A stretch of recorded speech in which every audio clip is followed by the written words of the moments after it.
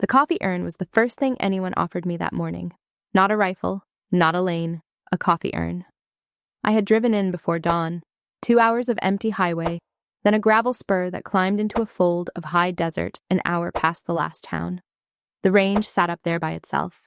A combined marksmanship complex, 3 services sending their best to get better, a cluster of low tan buildings, and a firing line that ran out into a mile of nothing. I had watched the sun come up over the far berm through my windshield. I had done that on a lot of ranges in a lot of countries. Never gets old. The light comes up flat and pink over the impact area, and for about 10 minutes the whole ugly business of it looks like a church. I had come a day early on purpose. I wanted to see it honest. I wanted to watch a class the way a class actually runs, before anyone knew who was watching, because a schoolhouse tells you the truth about itself in the first hour if you let it, and it lies to you the whole time if you announce yourself at the gate. So I wore my oldest set of OCPs, the ones gone soft and pale at the knees from 1,000 washings, no patches that meant anything at a glance, a scuffed rifle case in my right hand and a spotting scope in a bag over my shoulder, and I walked up on the firing line at 0630 like anybody reporting to work. A man was running the line, big through the shoulders, squared away in a way that announced itself before he said a word. He had the loose, easy confidence of somebody who had been the hardest man in a lot of rooms and had never once been the softest. He moved down the line, touching shooters on the shoulder, low words, a laugh here, a correction there, good hands. You can tell a real instructor in about a minute by the way the line moves around him, and this line moved around him like water around a rock. His name tape said, Kowalski. The gold trident on his chest said the rest. A SEAL. Instructing a precision block on a combined range. Fine. Good men come from everywhere, and the best ranges pull from all of it. He watched me walk up with the rifle case, and he did the math on me in about a second and a half, and he got it wrong, the way people almost always get it wrong, and he smiled. It was not an unkind smile. I want to be fair to him, even here, even now. It was worse than unkind, it was certain. You lost? He said. No, Chief, I said. I'm early. Family day's not till Friday. He said it gentle. That was the part that always got me. People are so rarely cruel on purpose. Mostly they're just sure. Ranges for shooters this morning, sweetheart. Coffee's set up back by the tower. Go on and make yourself useful. We've got a long block today. His class heard it. 10 shooters strung along the line, half of them kids, barely out of their first enlistment, all of them looking to him to know how to be. A couple of them laughed, not mean, just following. That is how it works with young troops. They take their cues from the strongest signal in the room, and that morning the strongest signal in the room had just called me sweetheart and pointed me at the coffee. I had been shot at on 3 continents. I had carried a folded flag once for a man I loved. I had made a shot in the worst week of my life that I will answer for at the end of it, one way or the other. And that morning, standing on that line, the most dangerous thing on the whole range was a man who had already decided who I was. I looked at the coffee tent, a folding table, 2 urns, a sleeve of paper cups gone soft in the dry air. I looked at the line, the clean lanes, the spotting scopes, the far berm, shimmering already. I set my case down against the wall of the tower, not in the truck, against the wall, and I stayed. Let me tell you who was standing there in the pale OCPs while the chief pointed her at the coffee. I am a master sergeant in the United States Army, 23 years in. In the enlisted force, there are 9 pay grades, and I am one off the top of them, and you do not arrive there by waiting your turn. You arrive there by being the person other people's careers get measured against, over and over, for a very long time, until one day the Army decides you are one of the small number of people it trusts to fix the things that matter. My trade is the rifle. Not the way most soldiers carry a rifle, the long gun, the cold bore. Wind and distance and the small, hard mathematics of putting a single piece of metal exactly where it has to go, from far enough away that the target never hears it leave. It is the most patient work there is.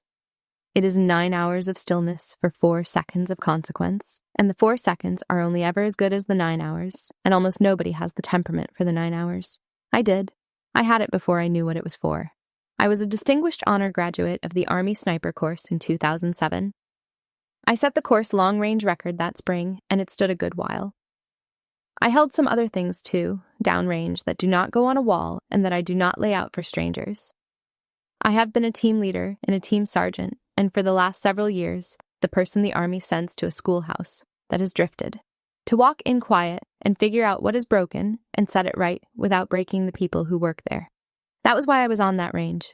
My orders were in a folder on the passenger seat of my truck, 100 yards away in the parking lot. I was the incoming senior enlisted advisor to that complex, the senior instructor. By the end of the week, I would be running Chief Kowalski's entire world, his line, his cadre, his course of fire, all of it. He did not know that. Nobody there knew that. I had not told them, and I was not going to, not yet, because the whole value of the day was in not telling them. I will give you the honest part, because the honest part is the whole point of the story. It stung. It always stings, not the words. I have been called worse by better men on worse days. It was the speed of it, the way a lifetime of the work vanishes the second somebody looks at your size and your face and your soft voice and decides, before you have finished your first sentence, that you belong by the coffee. I am 5'4" in boots. I have a quiet way of talking. I have spent my entire career watching men reach that same wrong conclusion at that same wrong speed, and I have watched the good ones catch themselves halfway there, and the certain ones sail right on past. You would think you would get used to it. You do not. You just get quiet about it, and you learn to let the small cruelty sit there on the deck between you without picking it up, and you tell yourself, that is grace. And some days you are right, and some days you are just tired. I walked over to the equipment room off the side of the tower while the class ran their morning drills. It was cool in there and smelled of solvent and gun oil, the smell of my whole life. And a young armorer was cataloging optics at a bench. A specialist. He glanced up. You need something, ma'am? Just watching, I said. Cool. He went back to his optics. Careful hands, I noticed.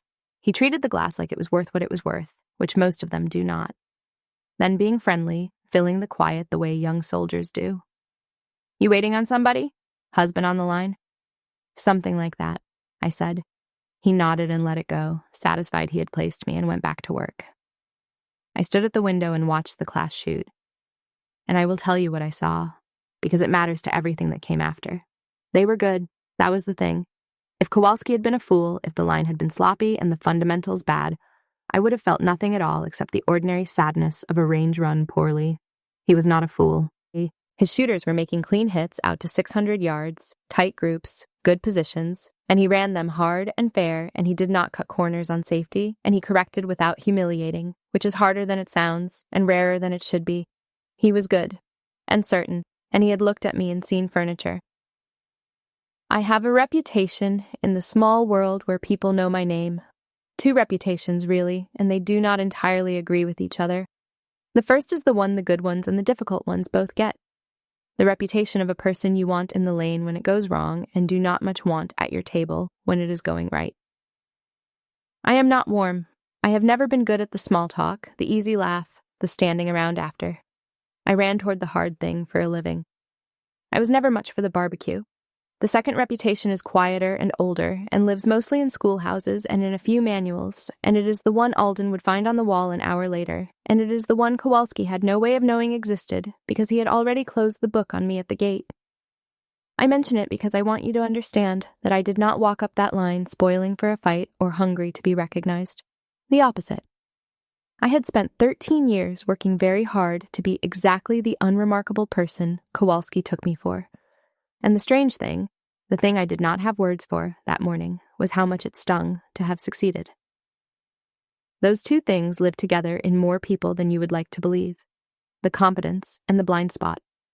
A man can be genuinely excellent at the hardest parts of his job and still carry, right alongside the excellence, a small locked room where his certainties live, and he can go his whole life without once opening the door and looking at what is in there. I watched them all morning through that window. I did not say a word.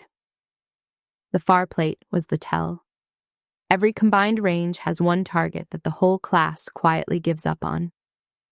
Out at that range, it was the steel at 1,000 yards, a man-sized plate hung off a lonely stand at the base of the far berm, all by itself, a long way past everything else. All morning the class shot at it between drills, on their own, for pride, the way shooters do. You finish your assigned string and you have a round or two left and you swing over and you try the impossible plate. Just to see, just because it is there. All morning they missed. The plate never rang once, not one time. By 1000 hours, they had stopped trying and started making jokes about it instead, which is exactly what people do about the thing that beats them. They gave it a name. They talked about it like it was haunted. That is the human animal for you. When we cannot beat a thing, we make it into a legend, so that losing to it feels like less of a personal failure. I knew that plate. Not that specific plate. I knew what it was. Every range in the world has the shot that separates the shooters from the people who talk about shooting, and I had spent my whole life on the far side of that line. And standing at that window, I felt the pull of it, the way you feel a song you used to know. I want to tell you about a rooftop. In 2013, I had a spotter named Cody Reinhardt. He was 27, he was the best I ever worked with, and he was the closest friend I ever had. And I am not going to pretend those two things were separate, because on a two-person sniper team, they never are. And anyone who tells you different has never lain in the dirt beside another human being for 3 days, waiting for a thing that may or may not come. You share one canteen and one field of fire and one held breath. You learn a person's whole rhythm, the way they breathe when they're scared and the way they breathe when they're bored, which after a while are the only two states there are. You talk about everything, and then you run out of everything, and you talk anyway. There is no closer thing in the world that does not involve a wedding, and even that comparison sells it short, because most married people have never had to trust each other with the actual literal keeping of their lives, minute after minute, in the dark. And Cody and I did, for years, and it does something to two people that does not have a name. Cody used to say the rifle keeps whatever you cannot. He meant it kindly.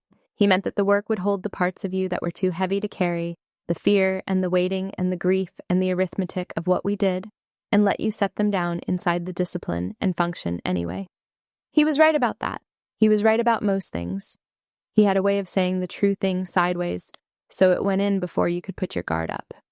He was killed beside me on an Overwatch in the last week of that deployment. It was not a movie. It was fast and stupid and unfair, the way it almost always is, and there was nothing to shoot back at and nowhere to put the anger. And I lay there in the gray dawn with my hand flat on the back of his vest, and I did the only thing there was to do, which was finish the mission, because that is what the rifle keeps when you cannot keep it yourself. I finished the mission. I have never told anybody the details of the next 4 hours, and I'm not going to start now. But I did the work. My hands did the work, while the rest of me was gone, somewhere I have never entirely come back from. There is a detail about that morning on the rooftop that I have never told anyone, and I am not going to tell you either, not all of it. But I will tell you this much, because it is the part that matters for the rest. Before it happened, in the gray, in the last quiet hour, Cody was writing his win calls on a range card with a stub of pencil, the way he always did, talking low the whole time about a diner back home he wanted to take me to when we got back. He had it all planned out. The booth by the window, what I would order, he was certain about it, the good kind of certain, the kind that turns out to be a promise. I told him to shut up and watch his sector. Those were close to the last ordinary words I ever said to him. Shut up and watch your sector. I have had 13 years to wish I had said almost anything else. And I have learned that this, too, is a thing the rifle keeps, whether you ask it to or not. I came home and I asked off the line. I did not stop being able to shoot. Understand that. I stopped being able to want to, which is a completely different thing, and it took me years to even understand the difference. The skill does not leave. It is in the hands and the eyes and the breath, and it waits, patient as the work itself. What left was the wanting.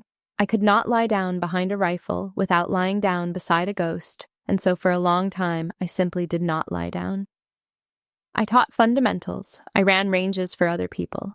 I did the paperwork of marksmanship, the master trainer billets, the safety briefs, the range operations, all the 100 ways you can stay near the rifle without ever picking it up in the way that actually costs you anything. I told myself it was maturity. I told myself the young ones needed the lanes more than I needed to prove anything to anybody, and that a senior person hogging trigger time was a kind of vanity. And all of that was even a little bit true, which is what made it such a good place to hide. Cody would have called it what it was. I let the rifle keep too much, I handed it my grief in 2013, and then I never once went back to collect the rest of me. And I called the not going back wisdom, and I got away with it for 13 years.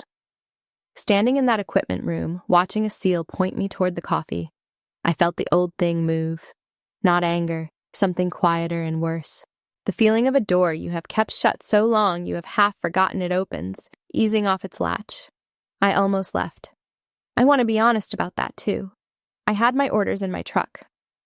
I could have driven the 100 yards to the headquarters building and reported in clean and correct, and let Friday sort the whole thing out through the proper channels, and nobody there would ever have known there had been a morning at all. That would have been the mature thing, the senior thing, the thing the person I had been pretending to be for 13 years would have done. I did not leave. At 1100 hours, Kowalski made me the lesson. He did not mean cruelty. I need you to understand that, because it is the whole engine of what happened, and the thing most people get wrong about how the world actually hurts you. Good instructors reach for a foil sometimes, a thing to push the class against, a living example of the wrong way to be. It is a legitimate teaching tool in the right hands. And he had one standing right there by the tower in faded OCPs, a small, quiet woman who had been hanging around his line all morning, getting in the way of the picture he wanted his class to have of themselves, and so he used her. "Gather up," he called. The class racked their rifles and cleared them and drifted in toward the tower, wiping their hands, loose and easy. He nodded toward me, friendly, performing for them. "See, this right here is what I'm talking about.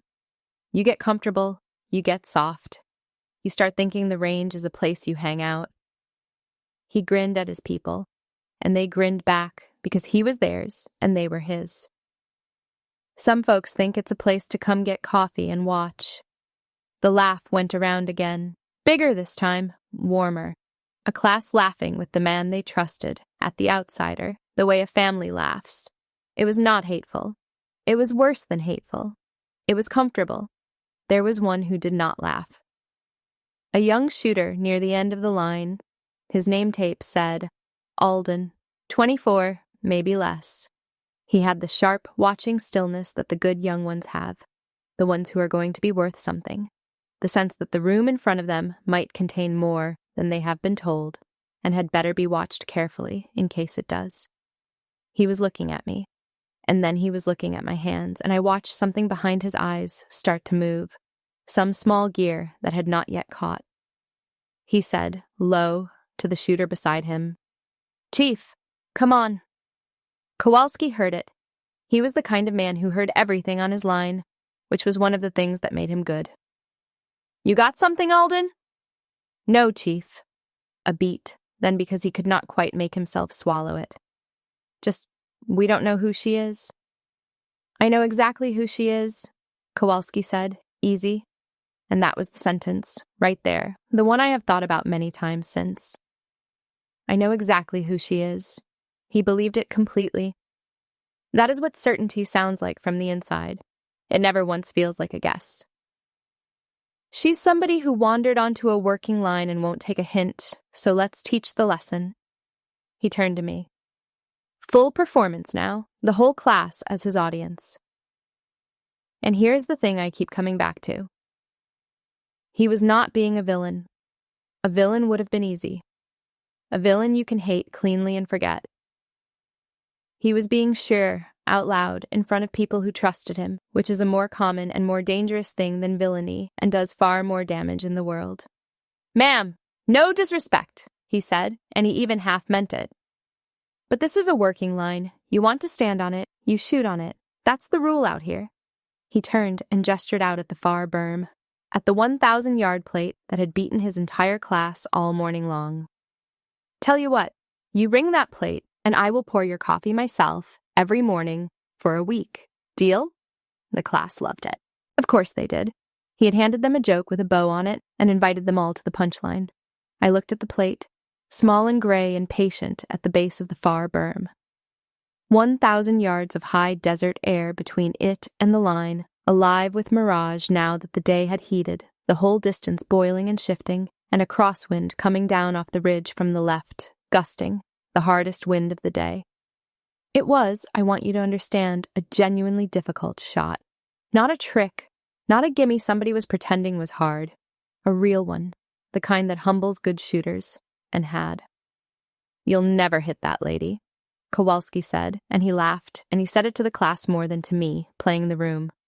"Come on, real shooters missed it all morning. It's all right, nobody's counting, no shame in it." "Can I borrow a rifle, Chief?" I said. He blinked, just once. A small hitch in the performance, gone almost before it happened.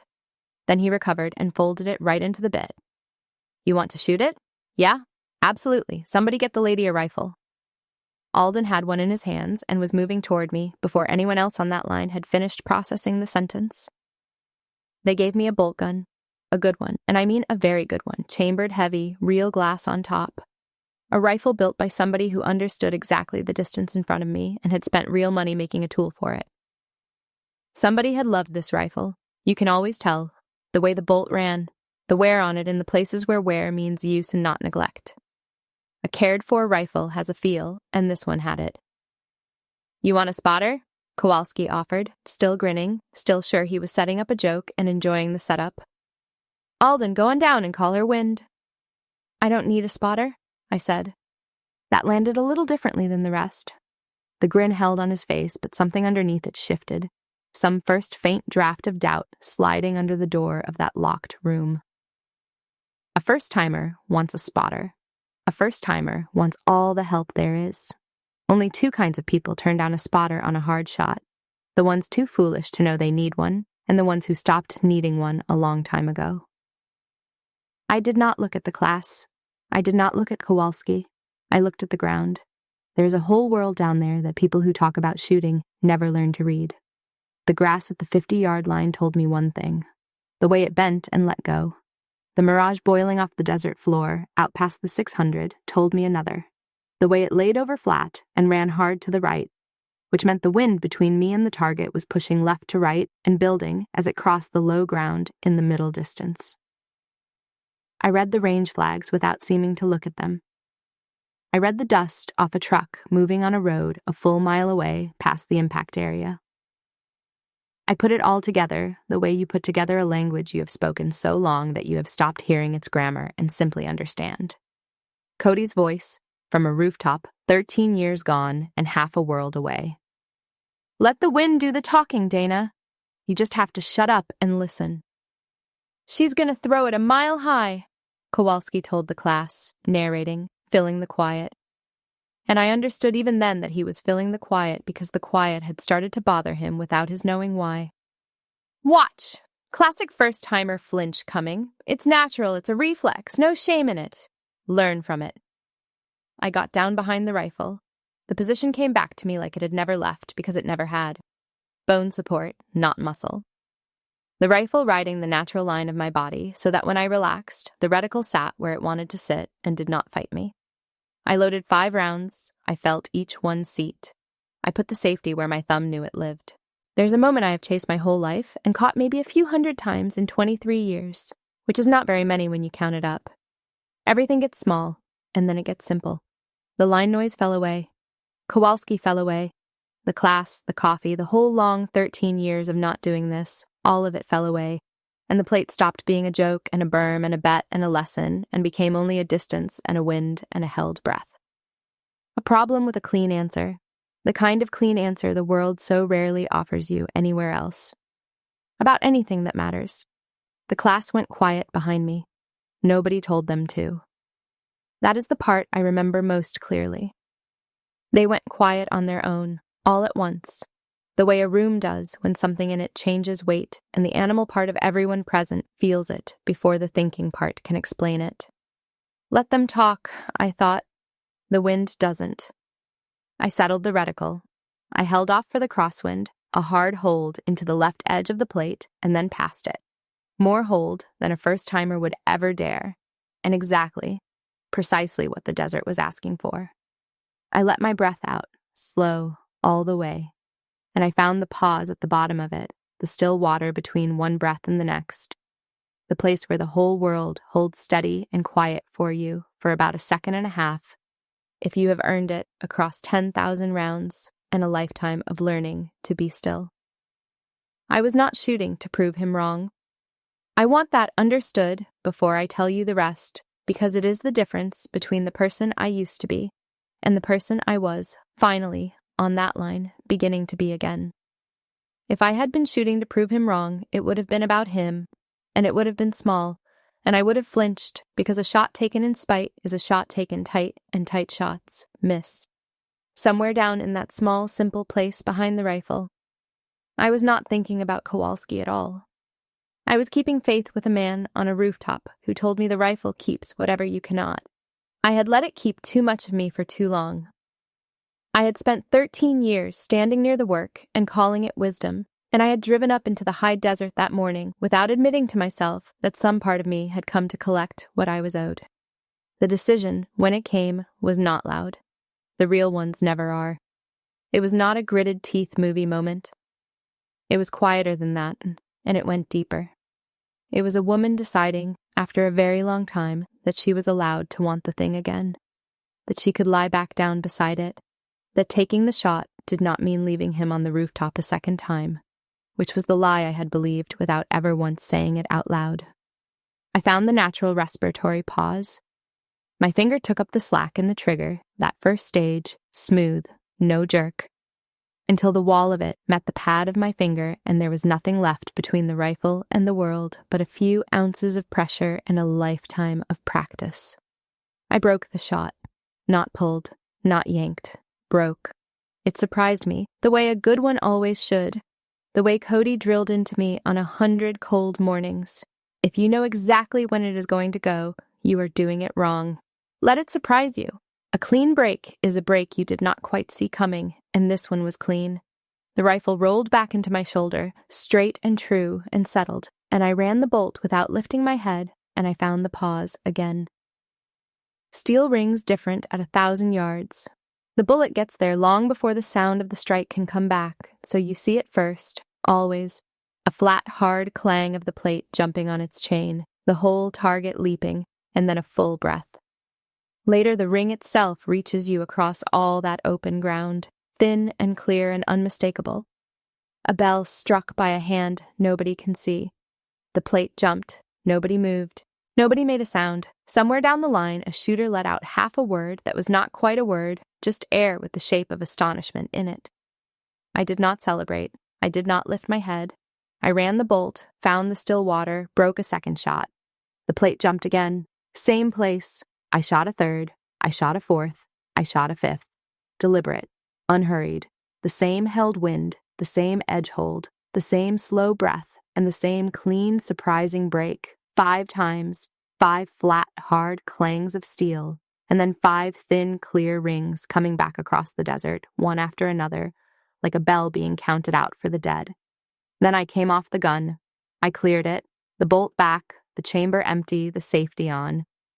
I set it down on the mat, muzzle downrange, exactly the way you were taught to set a rifle down before you were ever taught anything else worth knowing, before you were trusted with anything at all. I stood up. I brushed the dust off my knees. The class was staring at me the way you stare at a magic trick you cannot explain and are not entirely sure you were meant to see. Kowalski was not staring at me. He was staring out at the plate at 1,000 yards, and there was something happening in his face that I had watched happen in a lot of faces over the years. The face of a man discovering the far wall of the room he did not know he was in. "Get glass on it," somebody said, low, urgent. "Somebody get eyes on that plate."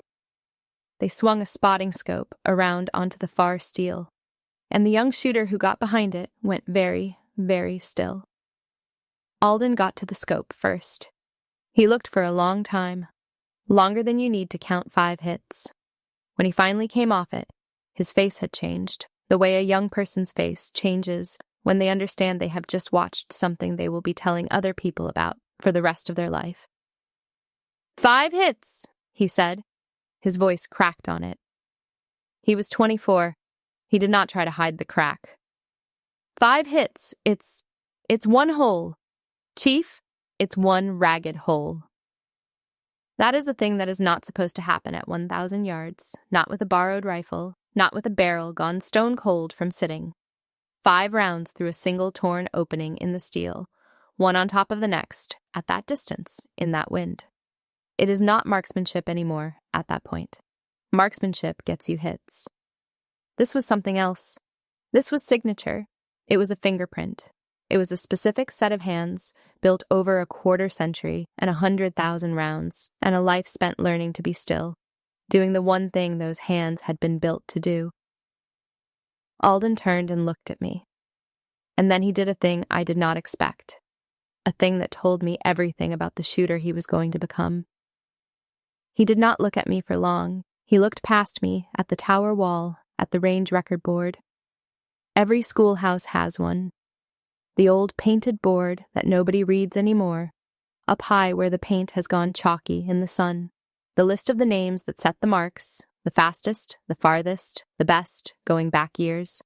It hangs there so long that it stops being names and becomes just part of the wall, and the people who walk past it every day forget it is even there. "Wait," Alden said, and he said it slow, like the ground had started to move under his feet. "Wait, I know that grouping." He walked to the board. The whole class turned to watch him do it. He reached up and put one finger on the top line, the longest confirmed shot ever recorded on that range, a number that had stood since before half his class had enlisted, and beside the number, painted in letters faded pale by a lot of desert summers, a single name, Sheridan. "Master Sergeant Sheridan," he read out loud, and his voice was different now, careful, the way you say a name in a church. He turned around. He looked at me, and I watched the whole thing arrive in him at once, all of it, the morning and the coffee and the plate and the board all clicking into a single picture. "You're Sheridan. That record's in the manual. They teach your dope in the advanced course. You're Sheridan." I did not say anything. There was nothing to say that the plate had not already said, better, in a language older than words.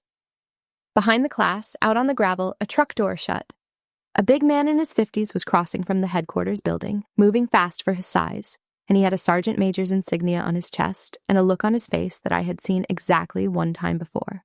A long time ago, downrange, on a very bad day that I have already told you I do not talk about. His name was Roy Dunbar. He had been a young platoon sergeant on that bad day, off to the side of it, close enough to watch me work when it counted and far enough to survive it. We had not spoken in 11 years. He had clearly just been told, up at the headquarters, exactly who had signed in that morning and where she had gone. "There she is," he called out. Not to Kowalski, to me, and his voice carried the whole length of that firing line and out into the desert. "Master Sergeant Sheridan, you're late. Reveille was an hour ago, and you're out here shooting up my steel."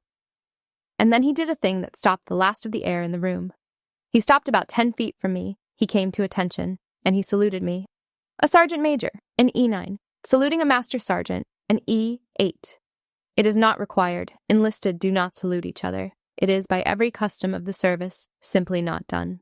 He did it anyway, slow and deliberate and holding it, and I understood that he was not saluting my rank. He was saluting the bad day. He was rendering, 11 years late, an honor that had never had a place to go until right then, and he had been carrying it that whole time. The way I had been carrying Cody's range card, the way we all carry the things there is nowhere to set down. I returned it. My hand was steady. I was almost surprised that it was. Behind Dunbar, a woman in an officer's uniform was walking up unhurried. A major, the schoolhouse commander, a folder under her arm, and something very close to a smile on her face. She had clearly enjoyed the walkover.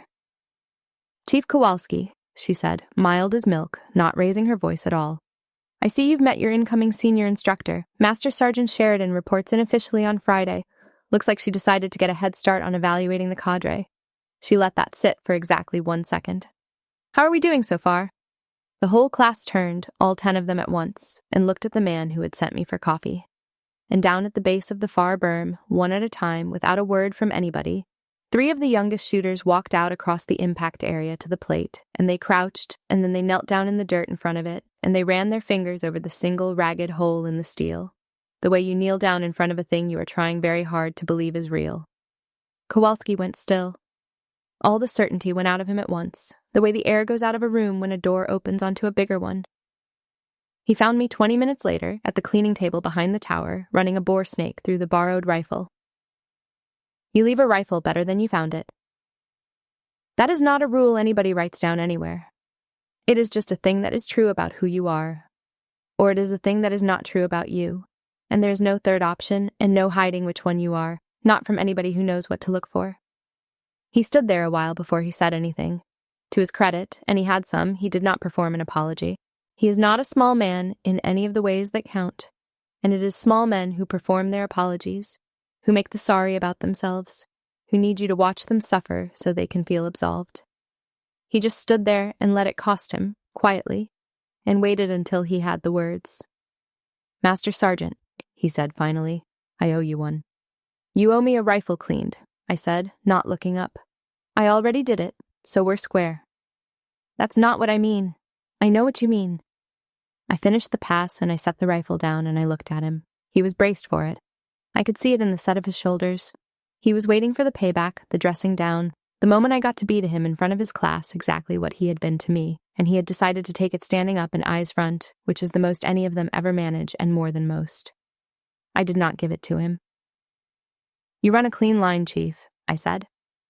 "Your fundamentals are good, better than good. Your people trust you all the way down, and that is the single hardest thing there is to build on a range, and you built it. And I watched you build it all morning, and I am not going to pretend I didn't." I picked up my rag and wiped the solvent off my hands. "That's the truth about you. Here's the other truth. You looked at me for about a second and a half this morning, and you decided the entire thing.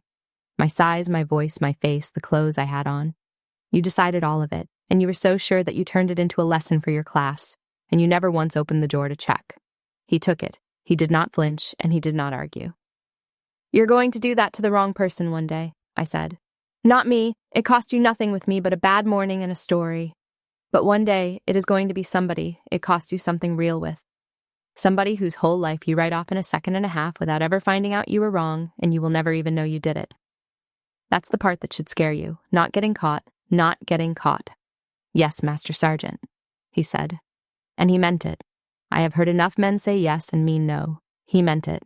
Then after a moment, quieter, a different voice entirely, a voice I do not think his class had ever heard him use.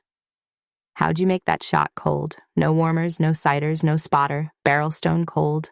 I've been shooting my whole life and I couldn't do that on my best day." It was not a challenge. It was a student's question, an honest one, from a man who had forgotten somewhere along the way that he was still allowed to be a student. "I didn't make it cold," I said. "I've been making that shot for 20 years. It lives in the hands. The barrel was cold. I wasn't." I thought about how to say the rest, the true part, and decided he had earned the true part. It was just the first time in a long time I let myself want to. That's the only thing that was different today. Not the wind, not the rifle. Me. He did not understand that. Not fully. That was all right. He nodded like a man filing something away to understand later, which is exactly what he did. Over the year that followed, a little at a time. Down the line, the young armorer who had asked me that morning if I was waiting on my husband was standing with his mouth slightly open, doing the math a second time, arriving somewhere very different from where he had arrived the first time. I caught his eye across the space. I did not make him say anything. I did not need to. He had already learned the thing, and I could see it setting up in him like concrete in the sun. And if he was any good, it would still be there in 30 years. Alden came by the cleaning table a little after Kowalski left. He stood there the way young soldiers stand when they have something to say and no rank yet to say it with. I let him find it. "Master Sergeant," he said, "I read your dope in the advanced manual. I've read it a bunch of times, actually. The correction tables from your third deployment." He stopped. He was embarrassed and pushing through it, which is the only way anyone ever says a true thing. "I didn't think you were. I didn't know you were a real person. You were just a name on a page that did impossible math. And then you walked up this morning and got sent for coffee, and I laughed. For like half a second, I laughed too."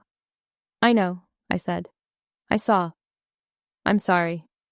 "You said Chief, come on," I told him. Out loud, on his line, before you had any idea who I was. I looked at him until he understood I meant it. "You want to apologize for the half second? Fine, it's yours to carry. But I watched the whole thing, and what I'll remember about you is not the half second, it's the sentence after it. Most people never get to the sentence after it. Hold on to whatever it is in you that did." He nodded. He did not say anything else. He did not need to. He walked off, standing a little straighter, and I put him on my list, the short, private list I keep of the ones worth pouring into, and he has stayed on it since. the class did not laugh at anything the rest of that day. Not because they were afraid of me. Fear is cheap, and it does not teach anything worth keeping. It was because something had recalibrated in all of them at once. Some interior gauge of how much a person can be carrying behind a soft voice and a small frame and a pair of faded OCPs, and you cannot unknow a thing like that once you have walked out to a plate and knelt down in the dirt in front of it. That evening, after the class had cleaned up and gone, I went back out to the line alone. The desert does a thing at dusk that I have never seen anywhere else in the world, and I have been a lot of places. It goes gold, and then it goes gray, and then it goes very quiet. The kind of quiet that has a weight to it, and the far berm turns to a low black shape against the last light in the west, and you can stand out there and hear your own heart if you have been carrying something a long time. I had been carrying something a long time. I took a rifle out with me this time, not the borrowed one, my own, out of the scuffed case I had carried in that morning and set against the tower wall instead of leaving in the truck. I had not fired that rifle in longer than I want to tell you. I had cleaned it 100 times over the years. I had carried it, cased, to a dozen postings, through a dozen moves, and I had taken it out and looked at it in the quiet of a lot of empty quarters and put it back, and I had never once let it do the one single thing it was built to do. I lay down at the line in the last of the light. The mat was cold. The air coming down off the ridge had gone cold with the dark. I settled the rifle into my shoulder, bone support, natural point of aim, the position that is more home to me than any house I have ever lived in. I took the folded range card out of my breast pocket, the one I have carried for 13 years. It is soft as cloth now, worn through at the creases, and it has Cody's handwriting on it. His wind calls in his cramped block capitals from a rooftop that does not exist anymore. In a country that is not the country it was. A young man's careful numbers for a shot we took together a long time ago. I unfolded it. I laid it flat on the mat beside me, where the spotter lies. Where he used to lie. Okay, I said out loud to nobody, to him. One more, call it for me. There was no wind at dusk. There almost never is. The desert lets go of the wind when the sun goes down, all at once, like it has been holding its breath all day and can finally stop. So there was nothing to hold off for, nothing to solve, no crosswind and no mirage and no problem to answer. Just a plate at 1,000 yards, gone almost invisible in the dark, and a woman who had finally driven all the way up into the high country to come back and collect the rest of herself. I found the pause at the bottom of my breath. The still water. It was there. It had always been there, the whole 13 years, waiting, patient as the work. I broke the shot. The plate rang out across the dark, thin, and clear and clean, and the sound came back to me a full breath. Later the way it always does, and I lay there on the cold mat with his handwriting under my hand, and I let the rifle keep a little less of me than it had that morning. I let some of it come home, not all of it. You do not get all of it back, ever, and anyone who tells you different is selling something. But some. Enough. Cody was right about the rifle. He was right about most things. The rifle keeps whatever you cannot. But he never told me the other half, maybe because he did not live long enough to learn it, and so I am telling you because somebody should. You are allowed to go back. After a long time, after you think the door has rusted shut forever, you are allowed to lie down beside the work again and ask for some of yourself back, and it will give it to you. That is the other half of the bargain, and nobody warns you about the other half, and it is the more important half. I folded the range card along its soft old creases. I put it away. I lay out there in the dark a while longer than I needed to, and for the first time in 13 years, I did not feel like I was leaving him on the rooftop when I finally got up and cased my rifle and walked in. I reported in officially on Friday, the way the orders had said all along, in the right uniform in the right building with the right paperwork signed in the right blocks, and it was as dull and bloodless as those things always are. And I was more grateful for the dullness than I can easily explain. I took the senior instructor chair for real. I made Alden my project.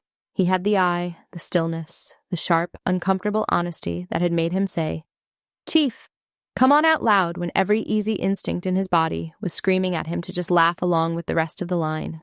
That last thing, that willingness to be the one who does not laugh, is rarer than any grouping I have ever seen on any board, and it cannot be taught.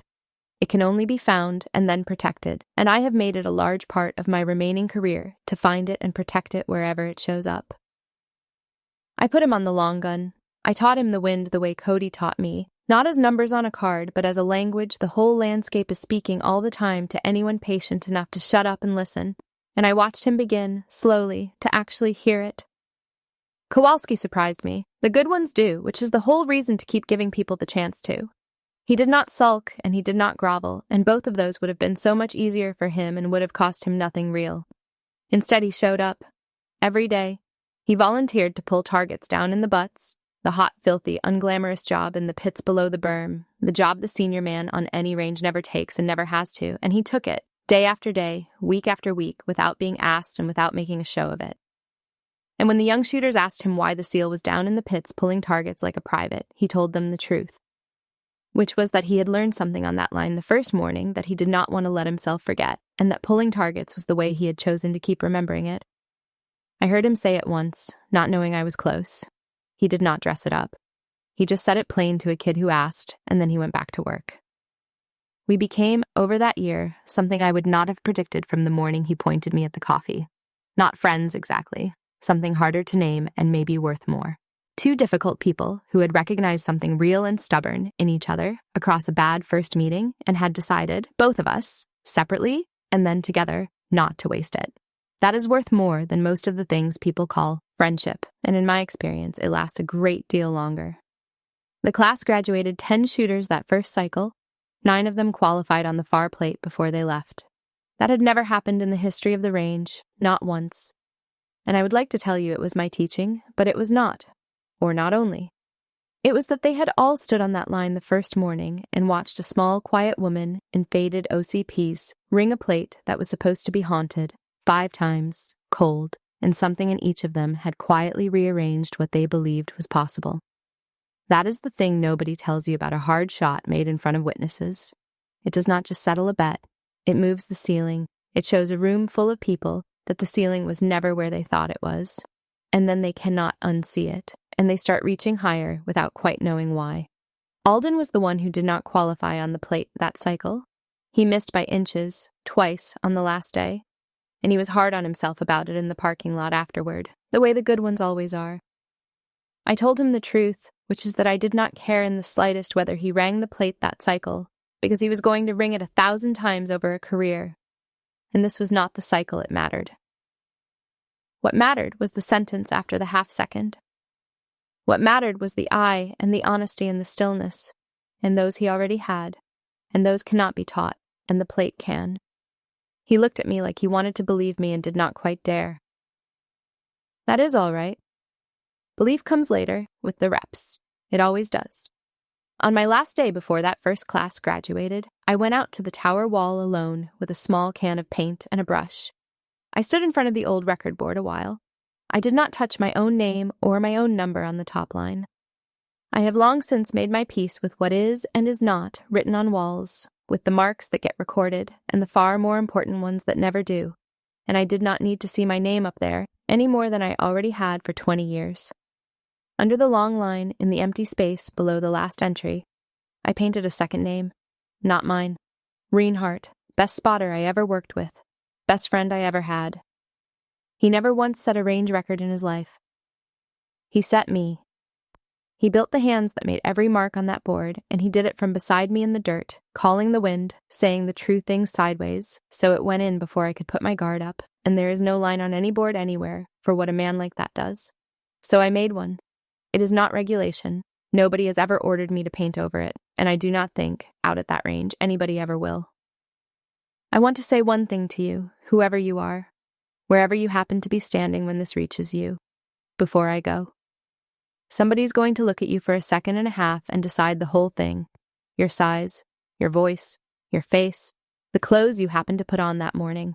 They are going to point you toward the coffee and go back to the conversation they were enjoying, and here's the part that is hard to forgive and important to understand. Most of them are not even going to be cruel about it. They are just going to be certain, which is worse. Because you cannot stay angry at certainty the way you can stay angry at meanness. It just sits there on the deck between you, the small wrong idea of who you are, and it becomes yours to decide what to do with. and nobody can make that decision for you. Here is what I have learned in 23 years of being pointed at the coffee. You do not owe anybody the performance of proving them wrong. Hear me on that, because it is the thing I got backward for most of my life. Chasing that, living to prove the certain people wrong, it is a trap, and it will run your whole life if you let it, and it will hand the steering wheel of your one life to every fool who ever underestimated you. You do not have to ring the plate every single time somebody bets you can't. Most of the time, the right and the strong and the free thing to do is to let the small wrong idea sit there untouched and walk on by and go about the work that is actually yours. But every so often, the shot is genuinely yours to take. Not for them, never for them, for you. For the person on a rooftop who told you the rifle keeps whatever you cannot carry. For the parts of yourself you handed over to grief a long time ago and never quite went back to collect. For the door you kept shut so long you forgot it opens. And when that shot is yours, and you will know the difference, you always know the difference, do not flinch and do not hurry, and do not do it to win. Do it clean, let the wind do the talking. And then get up and brush the dust off your knees and go back to work.